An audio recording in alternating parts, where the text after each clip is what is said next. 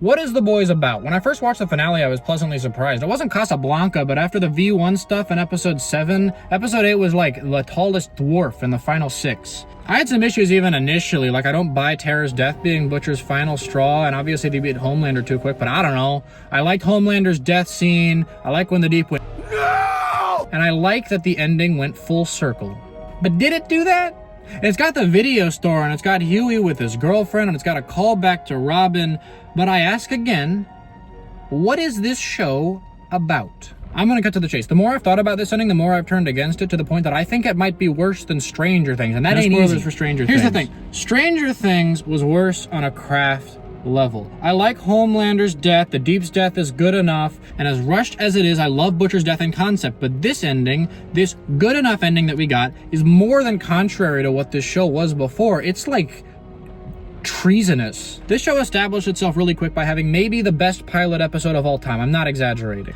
Huey's girlfriend dies. The CIA guy shows up and tries to get him on a mission. He joins him but gets caught, and from their perspective, they kill a soup.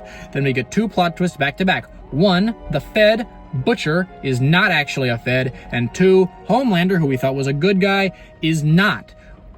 Everything is different. We don't know anything. You want to watch the next episode. It's great. No scene is wasted, and the efficiency is so impressive that you understand this show by scene 2. You couldn't even see my hand. We get a fun campy intro to show the superheroes, and then we get Huey and Robin. They have a fun conversation, things are going great, and then whoosh, she's dead. The superhero doesn't stop for long because he doesn't have to, because he's not going to get in trouble. That's the show. These superheroes, under the mega corporation Vought, are immune from criticism and consequence. In the same vein, we get a subplot with Vought where we quickly realize how much money they're making. This is a show about tearing the powerful down to reality, and Homelander, importantly, is not the main villain. He's Butcher's main villain, but Butcher isn't the main protagonist. The villain is Vought. Plain and simple. This isn't me saying that Homelander shouldn't have been the final boss. He's Homelander and he was always meant to be the final boss, but for the happy ending they want to go for, it can't just be him. I'm not gonna act like this show isn't self-aware about Vought being still around. We get that clip of Stan Edgar and MM goes, oh, that wily Stan. Then the president calls Huey so he can continue the fight. The show is aware that Vought is still around, but that said, our main characters stop the fight. The only one whose ending I would call somber is Kimiko. She sits down and eats one of those delicious French things, has a frowny face, and then does an I'm not okay, but I will be smile. MM, Annie, and Huey?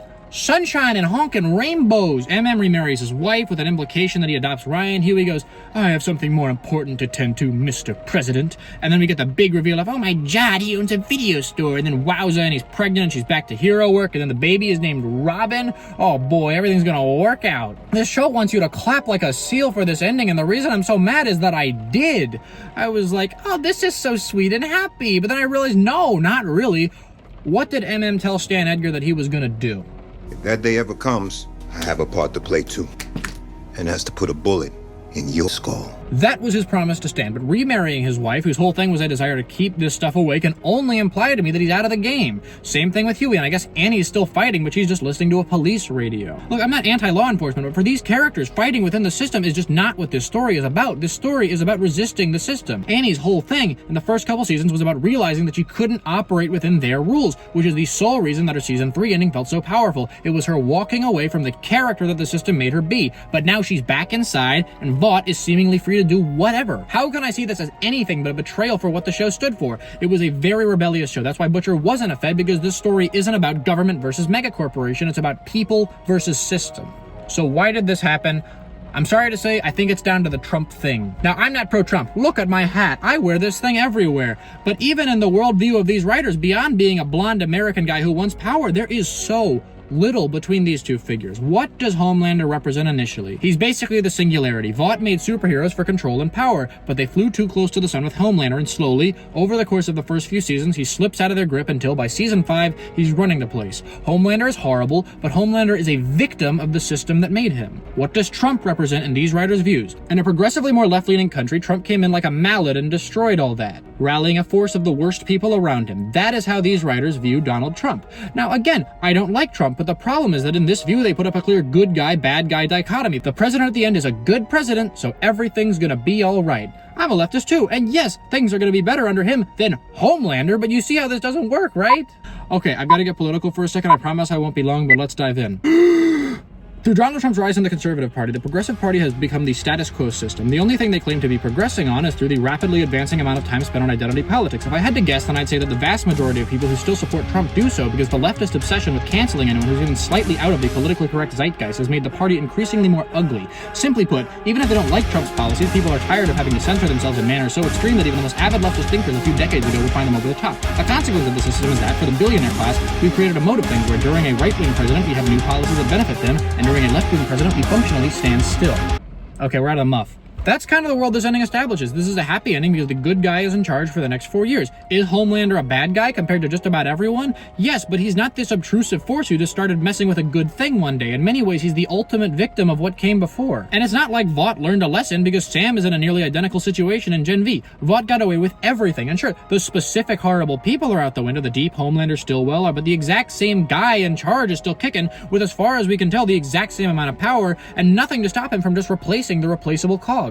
And maybe I'd be able to stomach this if they didn't cancel Gen V, but they did, so I'm forced to judge this for now as a finale for this world, since Vought Rising is a prequel. The closing message of The Boys, what started as one of the most anti-authority shows I've ever seen, is don't rock the boat. Homelander is bad because he rocked the boat. Butcher needed to die because he would have rocked the boat. Huey, Annie, Kimiko, and MM made the morally correct decision to stop rocking the boat once the good guy got elected. Stan Edgar, sure, he's a bad guy, but he's gonna keep things stable until he decides to make Hotel Lander. Worse, on a meta level, we know why this was done. The VCU. I don't even hate the idea of the VCU as much as a lot of people. I think there's some cool stories to tell in this world, but if your story is about your main characters giving up on fighting the system after they manage to get rid of a few bad people, then give me something a little more somber. Playing Piano Man and throwing a bunch of happy-go-lucky scenes at me doesn't work.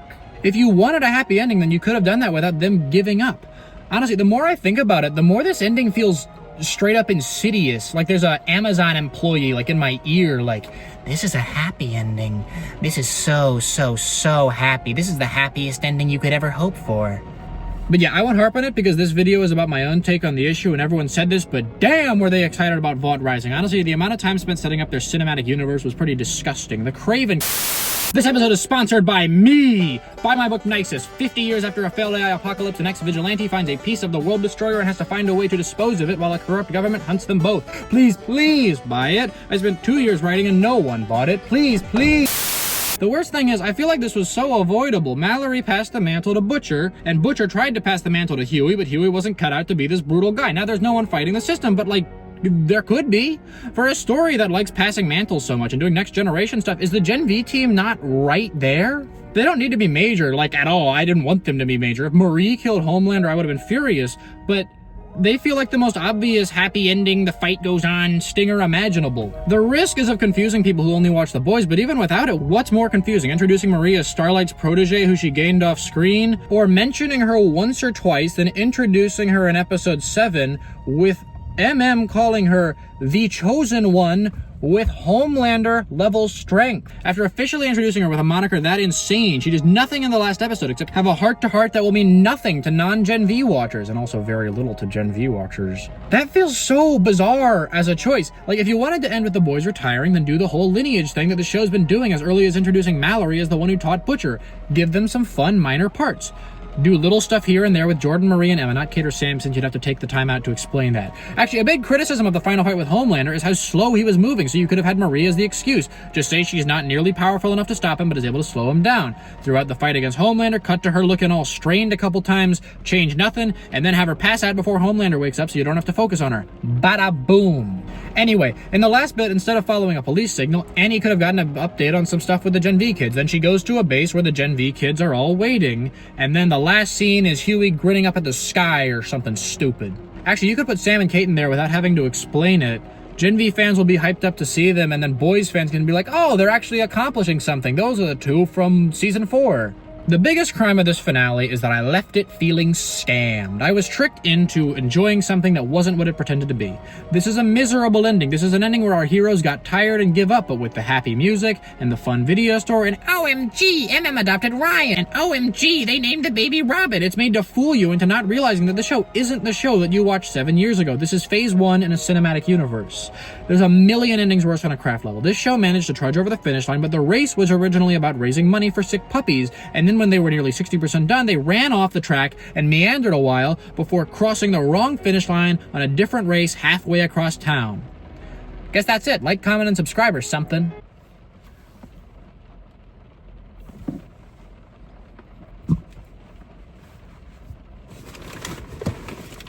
till dawn. On my hands and knees. God damn these vampires. Oh,